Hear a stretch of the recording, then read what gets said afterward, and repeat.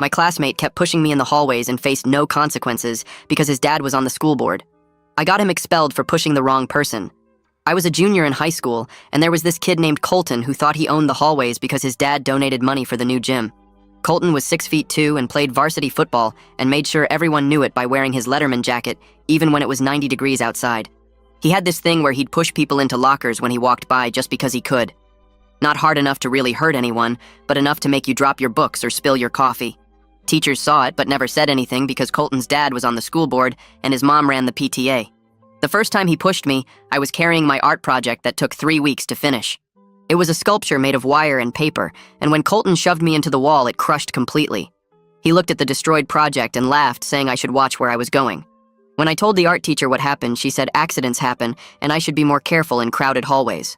Colton was standing right there smirking because he knew nothing would happen to him. After that, Colton made me his favorite target. Every morning he'd find me at my locker and push me into it while his friends laughed. He'd time it so my face would hit the metal door. He'd push me in the cafeteria so I'd drop my lunch tray. He'd push me down the stairs but claim he was just trying to get by. He'd push me during PE and say it was part of the game even when we were just standing around. He'd push me into puddles on rainy days and into trash cans on regular days. When I complained to the principal, Mr. Ravon said boys will be boys, and maybe I should try to be friends with Colton since we'd probably end up working together someday.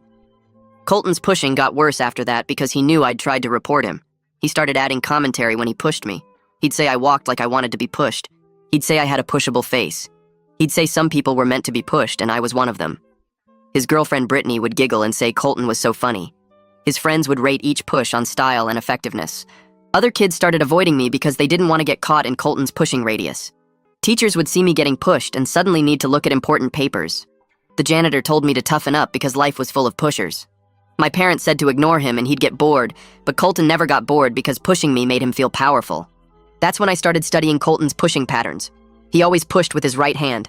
He aimed for the left shoulder to spin people into walls. He never pushed when certain teachers were around like Mrs. Rodriguez, who didn't care about his dad's money. He definitely never pushed when the superintendent visited, which happened once a month for board meetings. I learned the superintendent, Dr. Foster, had a daughter named Haley, who went to private school across town. She was small and quiet and wore thick glasses and looked exactly like the kind of person Colton would push if she went to our school. I did some research and found out Haley volunteered at the public library on Saturdays teaching kids to read. I started volunteering there too and became friends with her over a few weeks. Haley was actually cool, and we bonded over anime and true crime podcasts. When I mentioned I went to Jefferson High, she said her mom was the superintendent there. I told her about Colton pushing everyone, and she was horrified. She said her mom would never allow that, but I explained about Colton's dad being on the board. Haley got quiet and said she'd wanted to transfer to Jefferson, but her parents thought private school was safer. The next month was the board meeting, and Dr. Foster would be at school. I convinced Haley to come see the school since she was thinking about transferring. I told her to wear a Jefferson High visitor badge and walk the hallways during passing period to get a feel for the school. I may have also mentioned that Colton usually hung out by the gym between second and third period. Haley showed up wearing jeans and a hoodie, looking like any other student except for the visitor badge. She was walking down the hall when Colton saw her. He didn't recognize her as the superintendent's daughter because why would he? He just saw a small girl with glasses walking in his path. He pushed her hard into the trophy case. Haley's glasses went flying and she hit her head on the glass. Colton laughed and told her to watch where she was going. His friends high-fived him for the solid push. That's when Dr. Foster came around the corner. She'd been coming to check on her daughter's visit. She saw Haley on the ground with a bleeding forehead and Colton standing over her laughing. She saw the broken glasses and the cracked trophy case. She saw Colton's friends still celebrating the push. Dr. Foster helped Haley up and asked what happened. Colton went white when he realized who Haley was. Dr. Foster's face changed in seconds. First, she looked confused, like she didn't understand what she was seeing. Then her eyes went wide with horror as she realized her daughter was hurt and bleeding. Then her whole expression turned to pure rage that made everyone in the hallway take a step back.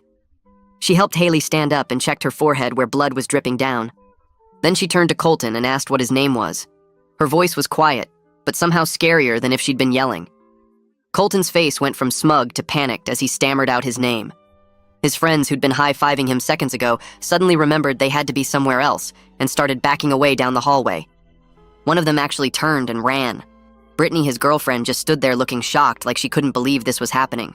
Colton tried to explain that it was an accident, and he didn't see Haley in the hallway. He said the halls get crowded between classes and sometimes people bump into each other. Dr. Foster cut him off mid-sentence and asked why he was walking through the hallway shoving people in the first place. She said she watched him push her daughter hard enough to send her flying into the trophy case. She said that wasn't an accident or bumping into someone. Colton opened his mouth and closed it and opened it again, but no words came out. His face turned bright red, and he just stood there looking at the floor. Other students were gathering around watching this happen. Some had their phones out recording. Nobody was rushing to Colton's defense. The school nurse came speed-walking down the hallway with her medical bag. She took one look at Haley's bleeding forehead and told her they needed to go to the office right now to check for concussion. Doctor. Foster told Colton not to move a single inch from that spot. She pulled out her phone and called someone. I heard her say Mr. Vaughn's name and then school resource officer. Her voice was still that scary, quiet tone. I was standing about 10 feet away by my locker watching everything unfold.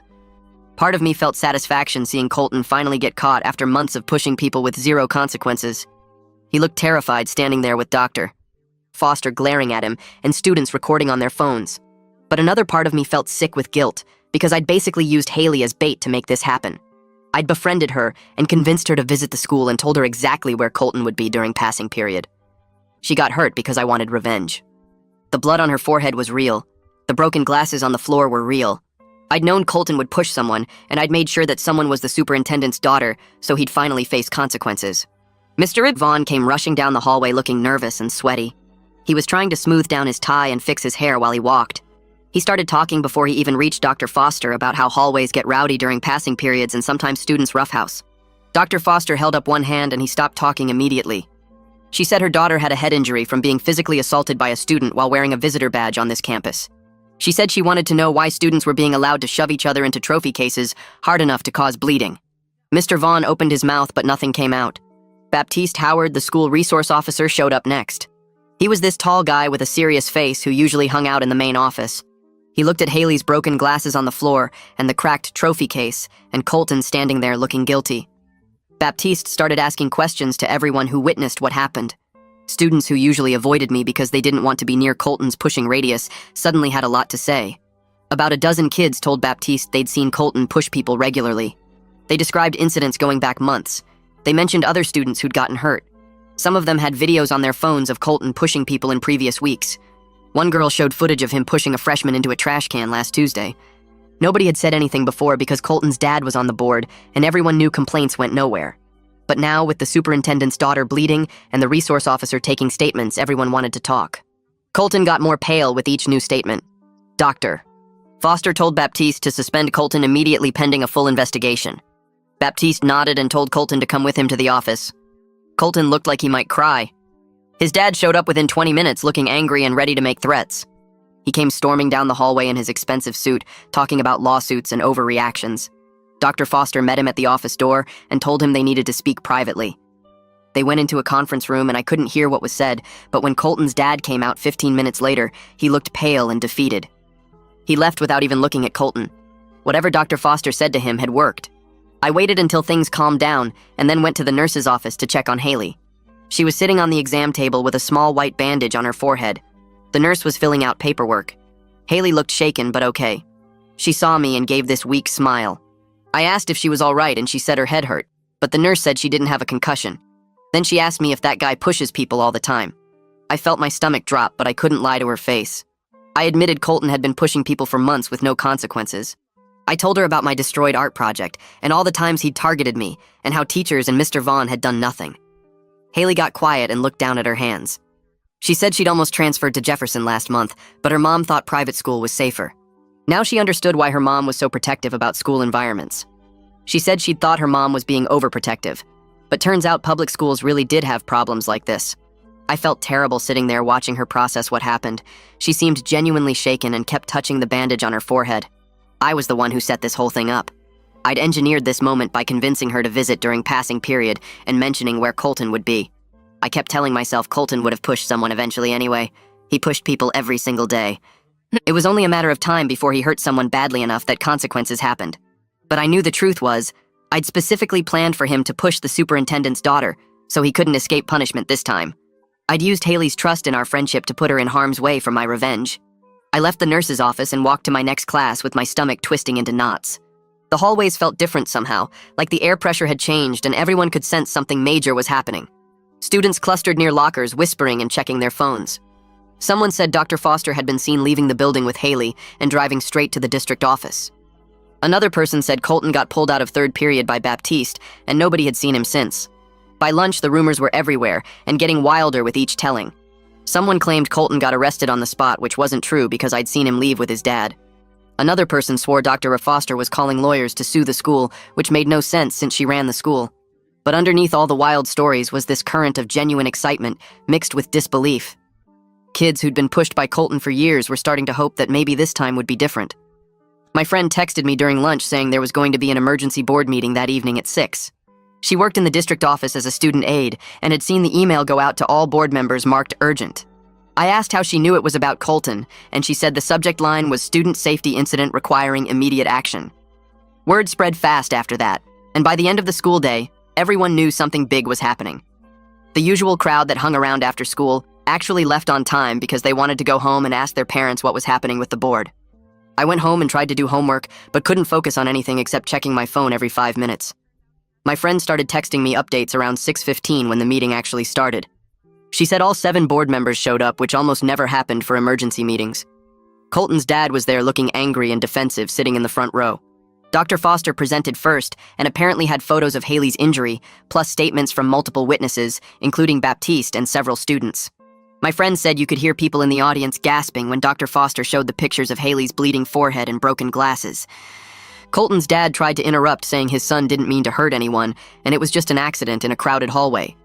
But Dr. Foster shut him down immediately and said the security footage showed Colton deliberately pushing Haley when the hallway wasn't even crowded. Then she dropped the real bomb and said this wasn't an isolated incident, and she had documentation of Colton pushing students regularly for at least 2 years. The other board members started asking questions about why this pattern hadn't been addressed before now. My friend texted that things were getting heated and Colton's dad was turning red in the face.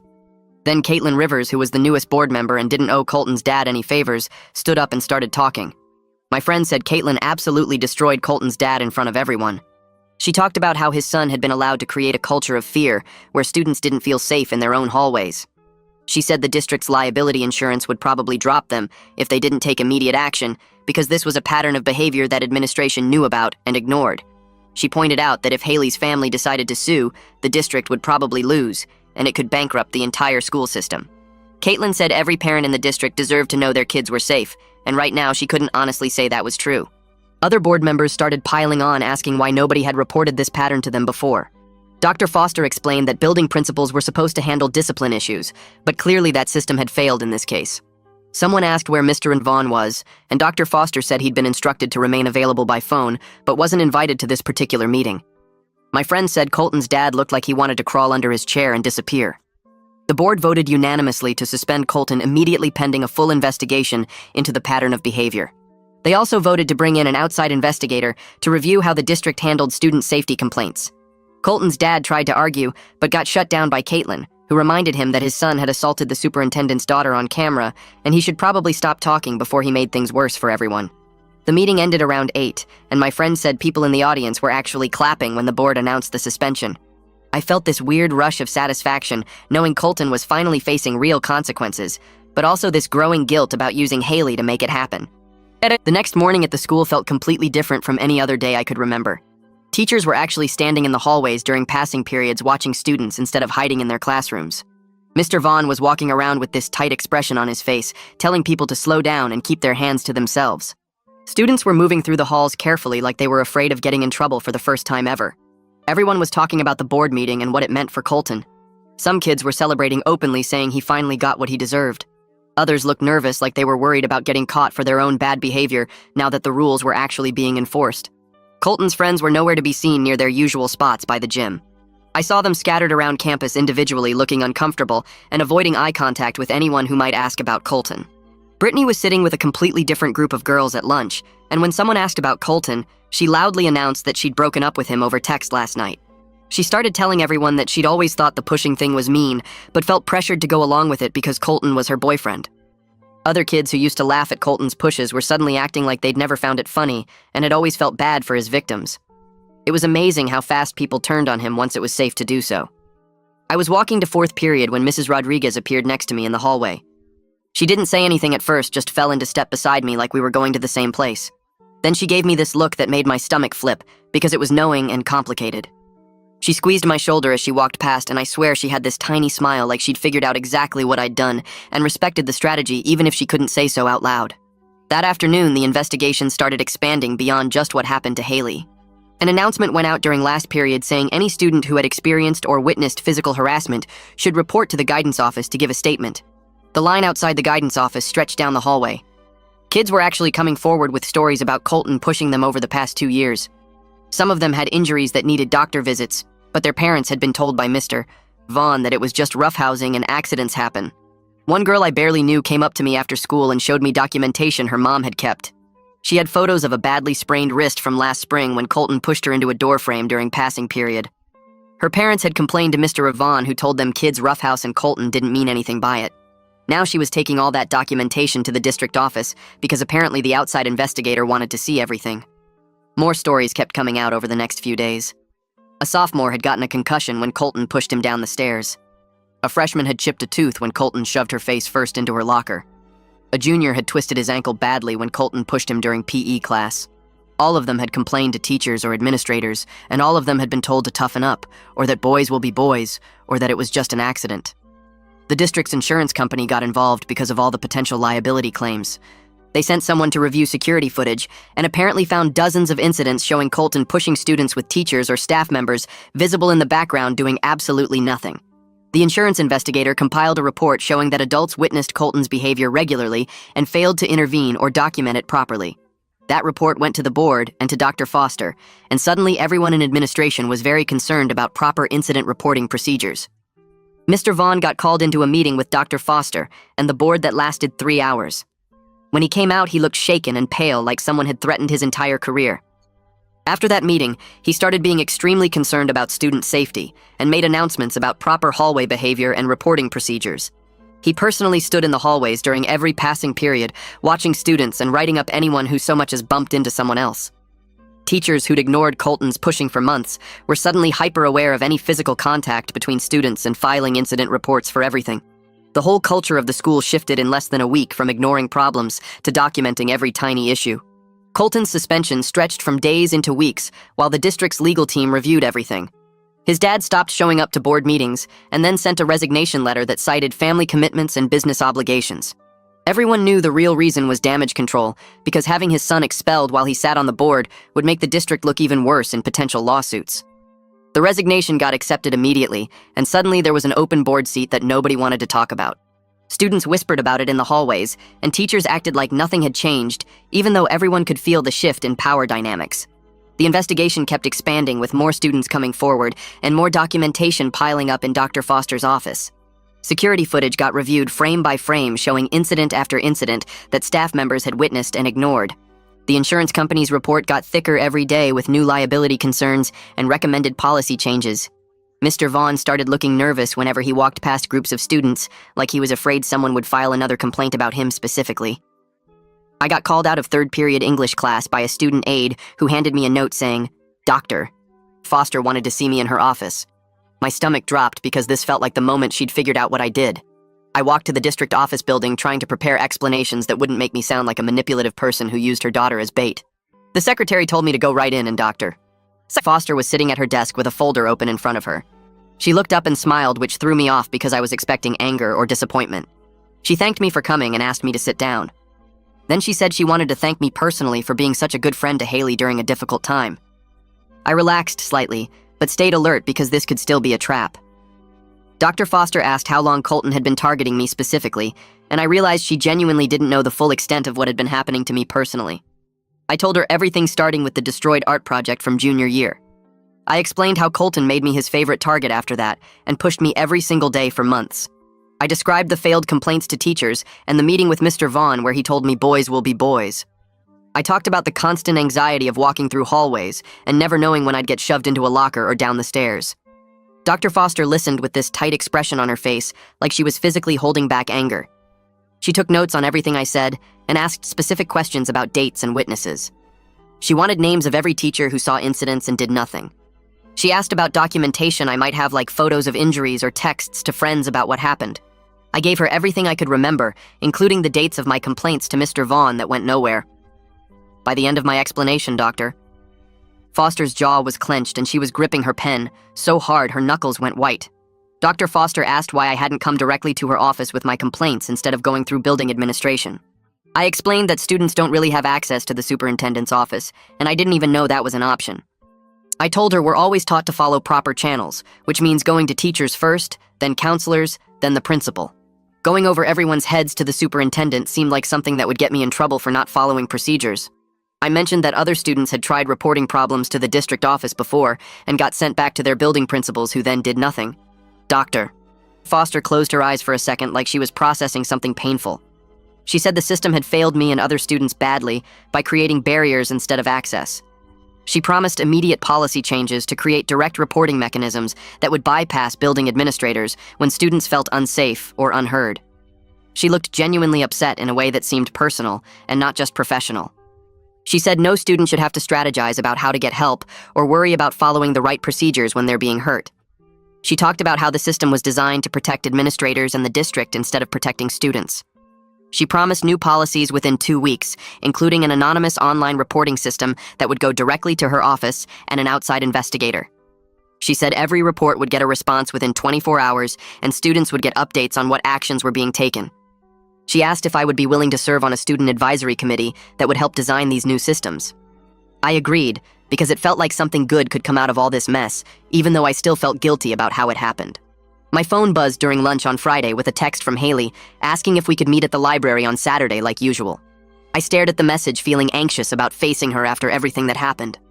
Part of me wanted to cancel and avoid the conversation, but that seemed cowardly after she'd been the one who got hurt. I texted back saying yes and asked what time. She responded with our normal meeting time like nothing had changed. I spent the rest of Friday and all of Saturday morning feeling sick with worry about what she would say. I kept rehearsing explanations in my head, but none of them sounded good enough to justify what I'd done. I got to the library 15 minutes early and shelved books in the children's section to keep my hands busy. Haley showed up exactly on time wearing jeans and a sweater with her new glasses that looked almost identical to the ones that broke. She had a small bandage on her forehead, but otherwise seemed fine physically. We started our usual routine of shelving returned books and helping kids find what they needed. She was quieter than normal and didn't laugh at the funny book titles we usually joked about. We worked side by side for almost an hour before she finally spoke about what happened. She asked if I knew Colton would push her when I suggested she visit the school that day. Her voice was calm, but her hands were shaking slightly as she shelved a picture book. I froze with a book halfway onto the shelf because I didn't expect her to figure it out so quickly. She kept talking without looking at me and said she'd been thinking about everything all week. She mentioned how I specifically told her what time to visit and where Colton usually hung out. She pointed out that I suggested wearing a visitor badge, which made her look like a regular student instead of someone important. She said the timing was too perfect for it to be a coincidence that her mom came around the corner right after Colton pushed her. Her voice got tighter as she listed all the details that didn't add up to an accident. She finally turned to look at me and asked directly if I set the whole thing up knowing she would get hurt. I considered lying for about 3 seconds but couldn't do it to her face after everything. I admitted that I knew Colton pushed people in that hallway during that time period. I said, I thought if Dr. Foster saw it happen to someone she cared about, then she would have to do something about it. I explained that I'd tried every proper channel and nothing worked, so I got desperate. My voice came out shaky, and I couldn't look at her while I talked. I said I knew it was wrong to manipulate the situation, but I didn't know what else to do after months of getting hurt with no help. I told her I never wanted her to get injured, and I was sorry she got caught in the middle of my plan to stop Colton. Haley got quiet, and her face went through several expressions I couldn't read. She asked if our whole friendship was just about using her to get revenge on Colton. Her voice cracked slightly on the word friendship, and I felt worse than I had all week. I swore that wasn't true, and our friendship was completely real from the start. I explained that I started volunteering at the library, genuinely wanting to help kids learn to read. Meeting her was random, and becoming friends were real. I admitted that once I knew who her mom was, I did take advantage of the situation, but everything before that moment was honest. I said I valued our friendship and hated that I damaged it by being manipulative. I told her she had every right to be angry and never talk to me again, but I wanted her to know the friendship itself was never fake. Haley closed the book she was holding and placed it carefully on the shelf.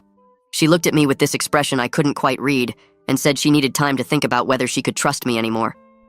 Her voice stayed calm, but I could see her hands shaking slightly as she picked up her backpack. She walked toward the library exit without looking back, and I just stood there between the shelves feeling completely frozen. The automatic doors slid open, and she disappeared into the parking lot. I sat down on the floor right where I was standing because my legs suddenly felt too weak to hold me up. The children's section was empty since it was late afternoon, and the reading program had ended an hour ago. I stared at the colorful alphabet posters on the wall and felt like absolute garbage. Colton had been pushing people for months and deserved consequences, but Haley didn't deserve to get hurt just because I wanted revenge. I'd manipulated someone who became a real friend and used her as bait to trap someone I hated. The worst part was knowing I'd do it again if I had to, because nothing else had worked to stop Colton. I sat there for maybe 20 minutes before finally getting up and leaving the library. The drive home was a blur, and I couldn't remember a single song that played on the radio. The next week at the school felt strange because everyone was talking about the investigation. Dr. Foster had brought in someone from the district office to review everything related to Colton's behavior. Students were getting called to the main office to give statements about what they'd witnessed over the past 2 years. I got called in on Tuesday morning and spent an hour telling the investigator about every push I could remember. She took detailed notes and asked specific questions about dates and locations and whether any adults had been present. By Thursday, the hallways were buzzing with rumors about what the investigation had found. Someone said they'd reviewed security footage going back 18 months. Another person claimed they'd interviewed over 40 students. Friday afternoon, the announcement came through during last period. Colton was expelled effective immediately for repeated physical harassment and creating an unsafe environment. The statement mentioned full documentation of the pattern going back 2 years and violation of multiple district policies. Students started texting each other before the announcement even finished. Colton's friends looked shocked, like they never actually believed he'd face real consequences. I sat in my history class staring at my textbook and feeling this weird emptiness instead of the victory I'd expected. The district moved fast after that. Within a week, they announced new policies requiring staff to report any physical contact between students immediately, regardless of whether it seemed serious. They created an anonymous reporting system that went directly to district administration instead of building principals. The new system had a phone number and online form that bypassed all the people who'd been ignoring complaints for months. Dr. Foster sent an email to all families explaining the changes and apologizing for the failures that had allowed Colton's behavior to continue unchecked. She specifically mentioned that student safety was the district's top priority and they were implementing immediate reforms. The email got shared on social media and local news picked it up. Suddenly, Jefferson High was the example of a district taking student harassment seriously after years of looking the other way. Several teachers got written reprimands for failing to report Colton's behavior. My art teacher was one of them, and she looked embarrassed every time I saw her in the hallway. The music teacher got reprimanded too, along with 2 PE coaches who'd witnessed pushes during class and done nothing. Mr. Vaughn got reassigned to a district office position away from direct student contact. The official reason was restructuring, but everyone knew it was because he'd dismissed complaints and told students to make friends with their bullies. A new assistant principal started the following Monday and spent her first week meeting with student groups to hear about safety concerns. The whole administrative culture shifted almost overnight once board politics stopped protecting people who ignored problems. I should have felt victorious watching all these changes happen. Colton was gone, and the system that protected him was dismantled piece by piece. Students were safer, and adults were finally being held responsible for ignoring harassment. Everything I'd wanted to achieve had happened. But mostly I just felt empty sitting in classes and walking through hallways that no longer felt threatening. Colton faced consequences, but I'd damaged a real friendship to make it happen. I'd manipulated someone innocent and put her in harm's way to get revenge on someone guilty. The victory felt hollow because I knew what I'd done to achieve it. Haley's hurt expression when she figured out I'd set her up kept replaying in my mind during classes.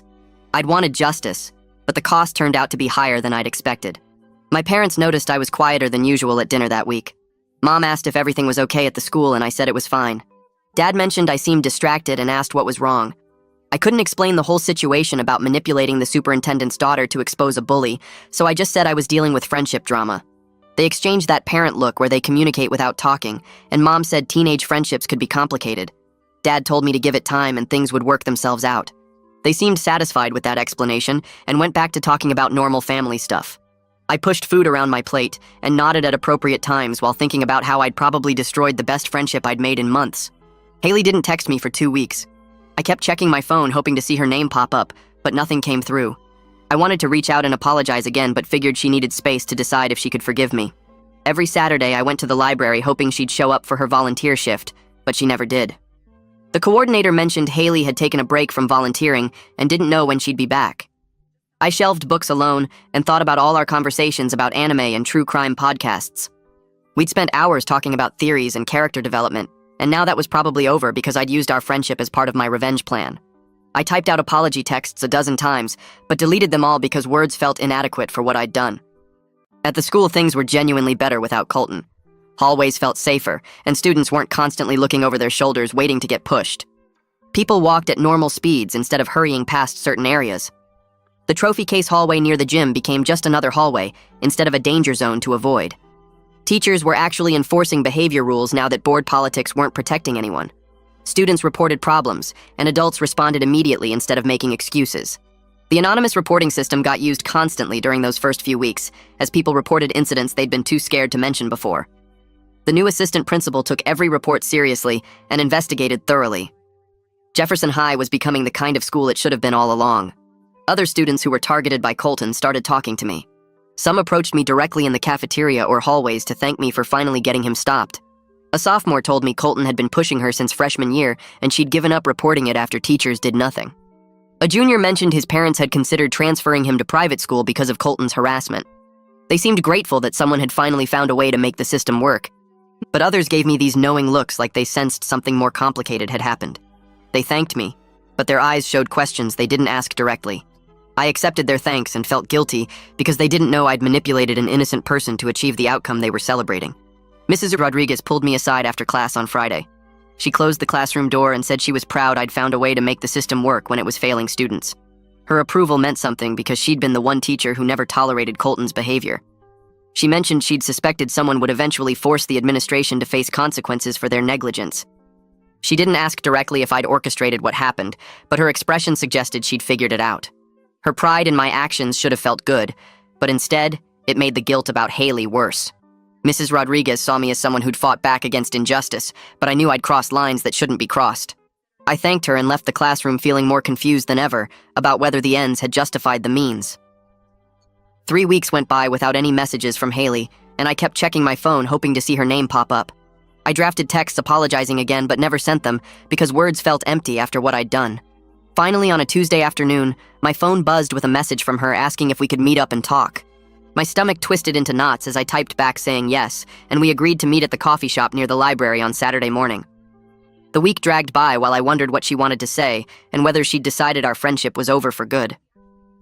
Saturday morning, I showed up 15 minutes early and sat at a corner table picking at a muffin I couldn't really eat. Haley walked in right on time, wearing jeans and a hoodie with her hair pulled back, and she looked tired, like maybe she hadn't been sleeping well either. She ordered a hot chocolate and sat down across from me without saying anything at first. I waited for her to start talking because this was her meeting, and I didn't want to make things worse by saying the wrong thing. She stirred her drink for a while, then looked up and said she'd been really angry about being used as part of my plan against Colton. Her voice was steady, but I could hear the hurt underneath it. She said she understood why I felt desperate enough to do what I did, but she wanted to know if I'd considered any other options before involving her. The question hung in the air between us, and I knew I had to be completely honest this time. I admitted I should have tried going to her mom directly, or gotten my parents involved with pushing the school board to take action.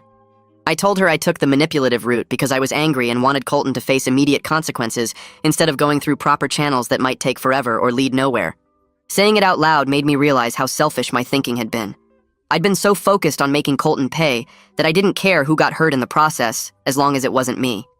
Haley listened without interrupting, and when I finished, she was quiet for another minute. Then she said what hurt most wasn't even the fact that I used her, but that our whole friendship now felt questionable. She said she kept going back through our conversations and interactions, wondering which parts were genuine and which were strategic moves to get closer to the superintendent's daughter. Her words hit hard because I knew exactly what she meant about not being able to trust your own memories of something that felt real. I leaned forward and told her everything about our friendship, except the very first decision to start volunteering at the library was completely real. I said I genuinely liked hanging out with her and talking about anime and true crime podcasts and all the random stuff we bonded over. I explained that once I got to know her, she stopped being a means to an end and became an actual friend, which made what I did even worse because I betrayed someone I cared about. Haley stared into her hot chocolate for what felt like forever, and I sat there barely breathing while I waited for her response. She finally said she wanted to try continuing the friendship, but needed me to promise complete honesty going forward about everything. No more manipulation or hidden agendas or using people to solve my problems. I agreed immediately and apologized again for betraying her trust and putting her in danger just to get revenge on someone who deserved consequences, but not that way. She nodded slowly and said, rebuilding trust would take time, but she was willing to try if I was serious about being a better friend. We finished our drinks and made plans to meet at the library the following Saturday like we used to do. Walking out of the coffee shop, I felt lighter than I had in weeks, even though I knew our friendship would be different now. The next few weeks were awkward as we tried to find our rhythm again. Our conversations felt stilted at first, like we were both being extra careful not to say the wrong thing. But gradually, things started feeling more natural as we fell back into talking about new anime episodes and debating theories about true crime cases. Haley would sometimes make comments that showed she was still processing what happened, but she never threw it in my face or made me feel worse than I already did. Meanwhile, at the school, things were changing in bigger ways than just Colton being gone. One morning during announcements, the principal said Dr. Foster was creating a student advisory council that would report directly to her office about safety concerns and other issues affecting students. The announcement said she wanted students from different grades who could represent various perspectives and experiences. After school that day, I got called to the main office and my heart started racing, thinking maybe I was in trouble for something. Instead, Dr. Foster was sitting in the conference room with some papers spread out in front of her. She asked if I'd be interested in joining the advisory council, since I had first-hand experience with how the system failed students who tried to report problems. And I said yes immediately because maybe this was a way to help fix things properly, instead of through manipulation and revenge schemes. She smiled and said the first meeting would be next week, and she was counting on council members to be honest about their experiences, even when it meant criticizing how the school handled situations. The first advisory council meeting happened on a Wednesday after school in the library conference room. There were about 12 students from different grades, including some seniors I recognized from the hallways, and a few freshmen who looked nervous to be there.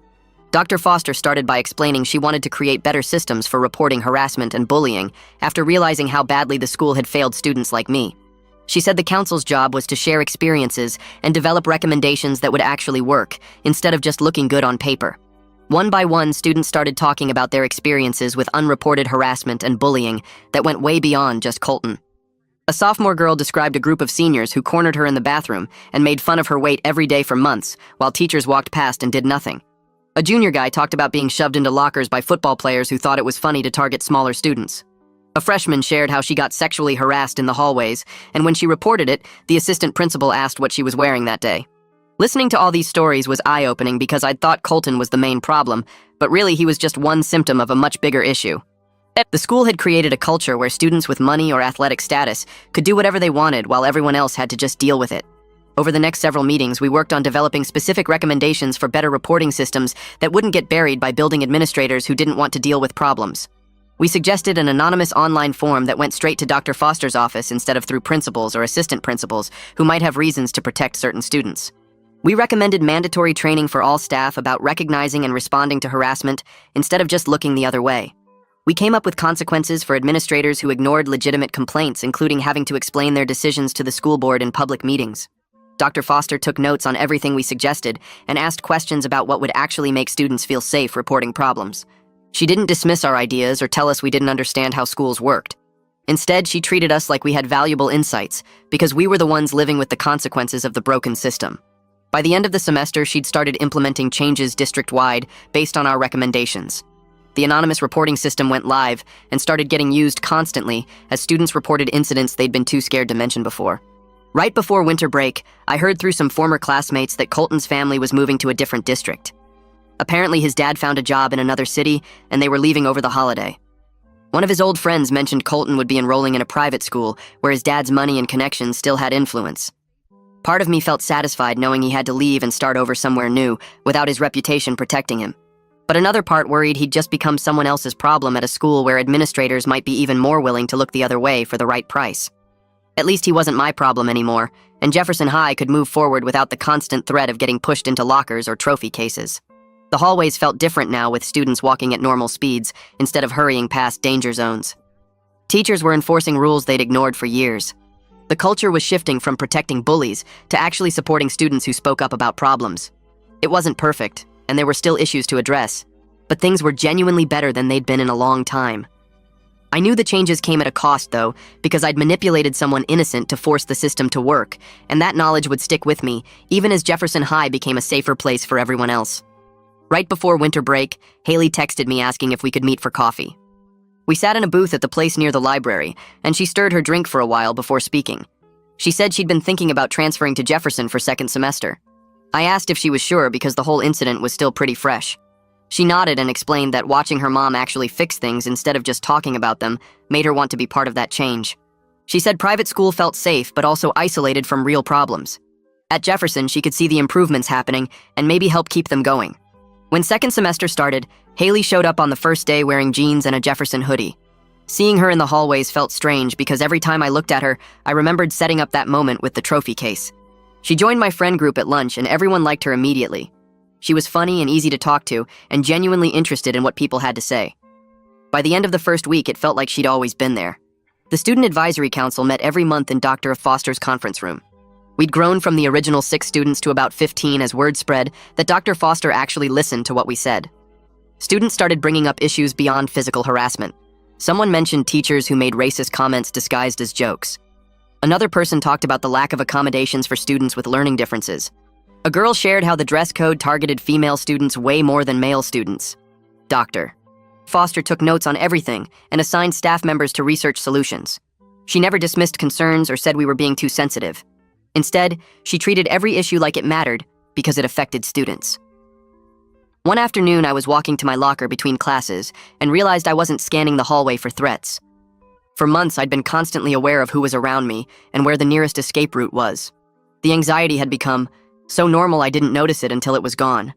I could focus on my own thoughts instead of tracking everyone's movements. I could walk at a normal pace instead of hurrying to avoid dangerous spots. The mental energy I'd been using to stay safe was suddenly available for other things. My old art teacher retired at semester, and the replacement was younger and actually seemed to care about student work. On the first day, she announced that any damage to projects should be reported immediately, and she'd investigate what happened.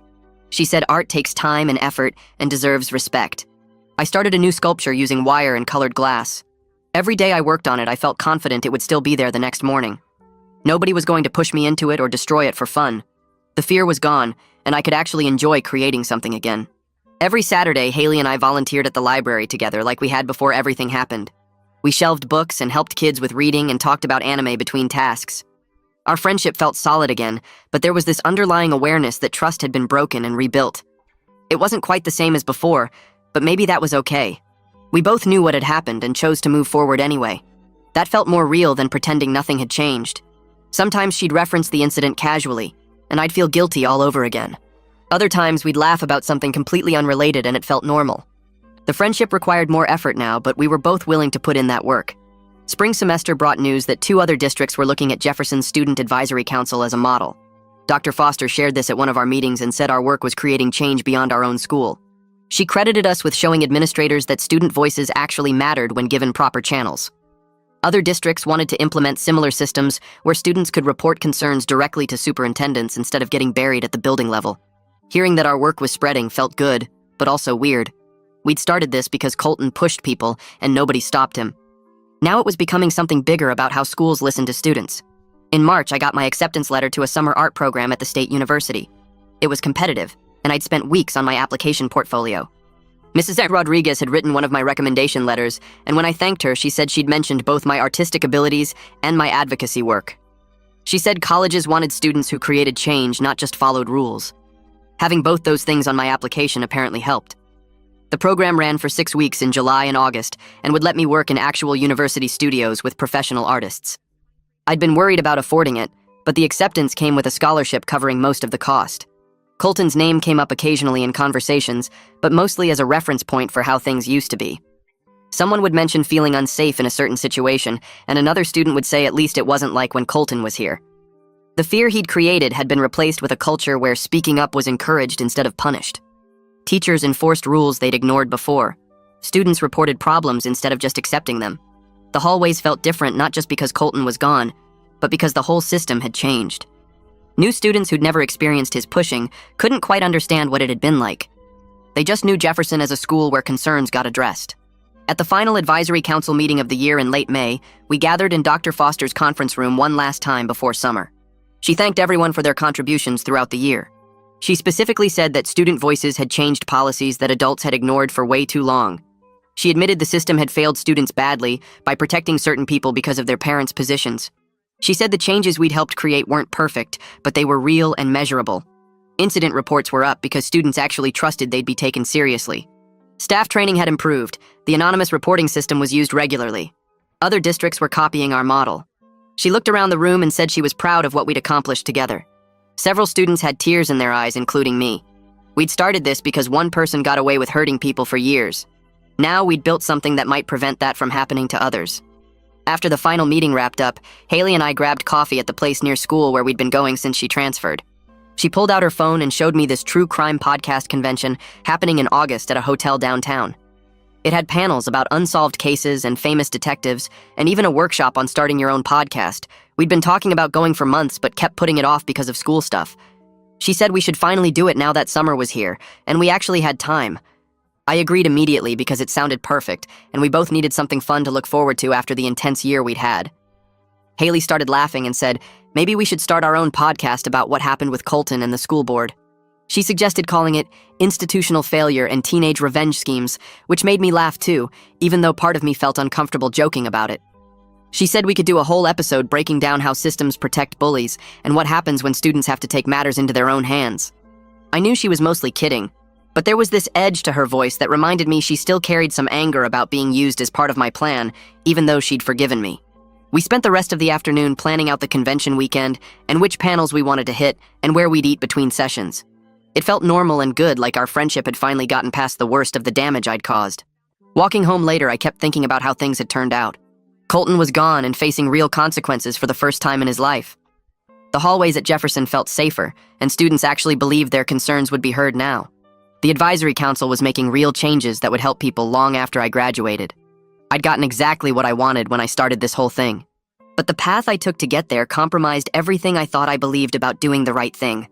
I'd manipulated someone who trusted me and put her in danger to achieve my goal. Haley became a real friend, but our friendship started with me using her as a tool for revenge. Justice happened, but it wasn't clean or simple like I'd imagined it would be. There was no moment where I felt purely good about what I'd done, because the cost was always sitting there in the back of my mind. I'd stopped someone guilty by hurting someone innocent, and that truth made the victory feel hollow, even when I looked at all the positive changes that came from it. Junior year ended with the usual chaos of final exams and yearbook signings and people making summer plans. I felt grateful for how different things were compared to the beginning of the year, when I'd spent every day looking over my shoulder waiting for Colton to push me. The constant fear was gone, and I could walk through school without that tight feeling in my chest. But I was still working through the complexity of achieving something good through methods I wasn't proud of. Haley's forgiveness helped more than I could explain, because knowing she understood why I'd done it made the guilt slightly more bearable. We'd built something real from the mess I'd created, and that mattered even if it didn't erase what I'd done. I knew I'd always carry the knowledge that I manipulated someone innocent to stop someone guilty. That truth would be part of me forever, even as things got better, and the school became safer, and students felt empowered to speak up. The changes were real and lasting, but so was the moral compromise I'd made to create them. Living with both those things at once was harder than I'd expected, but it was the reality I'd chosen when I decided to engineer Colton's downfall instead of finding another way.